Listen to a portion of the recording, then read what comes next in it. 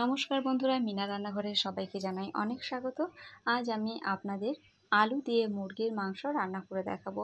তো তার জন্য প্লিজ ভিডিওটা কেউ স্কিপ করে দেখবেন না, স্কিপ না করে পুরো ভিডিওটি দেখার অনুরোধ রইল।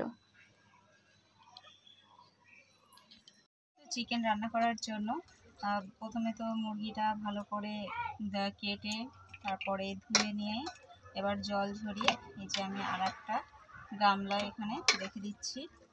আর মাংসটা আমি প্রথমে মেখে নেব ভালো করে।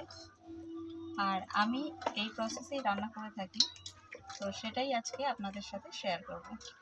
তো এখানে মাংস আছে 2 কেজি, আর তার সঙ্গে পা আছে। এই সব কিছু মিশিয়ে আজকে রান্নাটা করব। আর এখানে পা আছে 250, তাহলে 2 কেজি 250।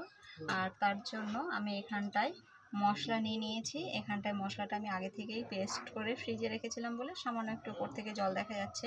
তো এখানে আছে জিরে, ধনিয়া, গোলমরিচ দিয়েছি, আদা, রসুন, পেঁয়াজও এর ভেতরে পেস্ট করা আছে, আর টমেটো দিয়েছি, শুকনো লঙ্কা, সব কিছু একসাথে আমি ভালো করে এটা পেস্ট করে রেখে দিয়েছিলাম। আর প্রথমে আমি মাংসটাতে নুন দিয়ে দিচ্ছি। এখানে পরিমাণ মতো নুন। আর এখানটায় আমি হাতে প্রথমে হলুদটা নিয়ে নিচ্ছি।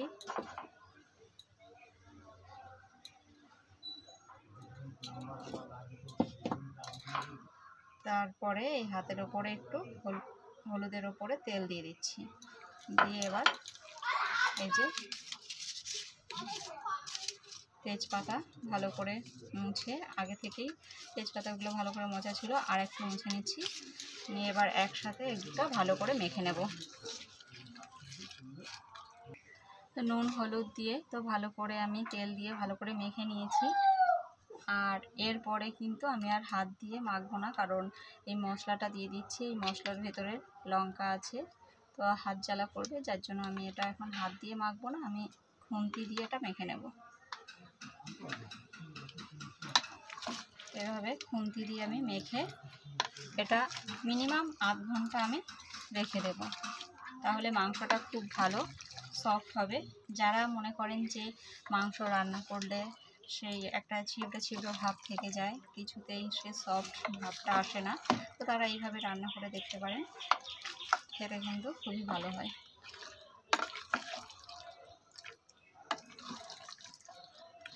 আর যারা মাংসতে বুঝতে পারে না যে কতটা মশলা দিতে হবে, আমার মনে হয় এইভাবে রান্না করলে বোঝা যায়, কারণ মশলাটা দিয়ে যখনই আপনারা মাখবেন বোঝা যায় যে আর কতটা লাগবে।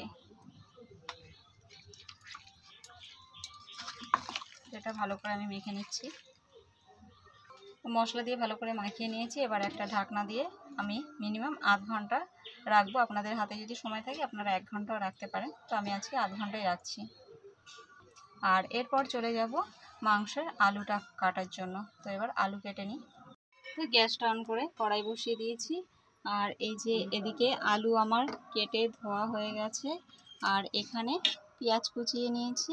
আমি মশলার ভেতরে পেঁয়াজ দিয়েছিলাম, আর আরও 2-3টে ছোটো সাইজের পেঁয়াজ এখানে কুচি করে নিয়েছি। তো এবার আমি প্রথমে জলটা গরম করে নেব। মাংস রান্নার জন্য আমি সবসময় গরম জলে ব্যবহার করি।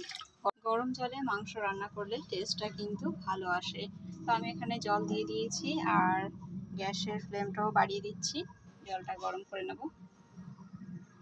ঢাকনা দিয়ে দিচ্ছি যাতে জলটা তাড়াতাড়ি গরম হয়। জলটা গরম হয়ে গেছে, আমি এবার নামিয়ে নেব। এবার ওই কড়াইতে দিয়ে দিচ্ছি সর্ষের তেল। মাংসটা আমি সর্ষের তেলেই রান্না করব, আর এটা 1 ফোড়নেই। তো এখানে ফোড়ন দিয়ে দেব গোটা জিরে। জিরেটা ভালো করে ফ্রাই হয়ে গেলে আমি এবার 2টো তেজপাতা দিয়ে দিলাম। তেজপাতাটা একটু ফ্রাই হলে এবার আমি এই যে কুচিয়ে রাখা পেঁয়াজটা দিয়ে দেব।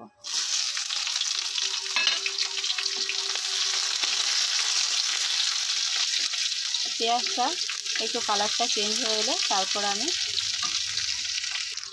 মাংসটা দিয়ে দেব। আর এখানে আর একটা কড়াই বসিয়ে দিয়েছি আলুটা ভেজে নেওয়ার জন্য, যাতে রান্নাটা তাড়াতাড়ি হয়। আপনারা চাইলে এই ফোড়ন দেওয়ার আগে আলুটা ভেজে তুলে নিয়ে তারপরে ফোড়ন দিয়ে পেঁয়াজটা ভেজে তারপরে মাংসটা দিতে পারেন। তো আমি একটু তাড়াতাড়ি করতে চাইছি, তার জন্য আর একটা কড়াই বসিয়ে ওখানে আমি আলুটা ভাজবো। আমি মাংসটা দিয়ে দিয়েছি, আর তারপর গামলাটা যে মশলাটা লেগেছিলো সেটা একটুখানি জল দিয়ে ধুয়ে আমি এর ভেতরে দিয়ে দিয়েছি। দিয়ে ভালো করে নাড়াচাড়া করে এবার একটা ঢাকা দিয়ে আমি এটা ঢেকে কষিয়ে নেব। তো পোলট্রির মাংস এটা কষাতেই রান্না হয়ে যায়। আর এই যে এদিকে আলুটা আমি নুন হলুদ দিয়ে ভেজে নিচ্ছি। এই যে আমি ঢাকা দিয়ে তারপরে ঢাকনাটা তুলে জাল করে নিচ্ছি, নাড়াচাড়া করে নিচ্ছি যাতে নিচটা লেগে না যায়। তো এভাবে 5 মিনিট মতো আমি এটা কষানোর পর এইবার যে আলুগুলো আমি ভেজে রেখেছিলাম সেই আলুটা দিয়ে দেবো। আলু দিয়ে আবারও আমি কিছুক্ষণ কষিয়ে নেব। তো মাংসটা আলুটা দেওয়ার পরে আরও 2 থেকে 3 মিনিট কষানোর পর এবার যে জলটা গরম করে রেখেছি সেই জলটা দিয়ে দিচ্ছি।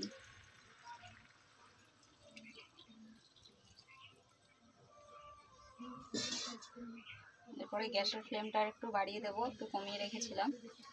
এবার খুন্তি দিয়ে আমি একটু নাড়াচাড়া করে নিচ্ছি।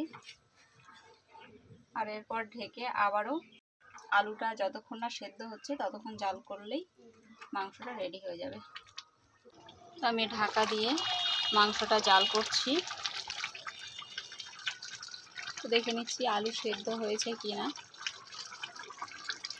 দেখুন আলু একদম সেদ্ধ হয়ে গেছে।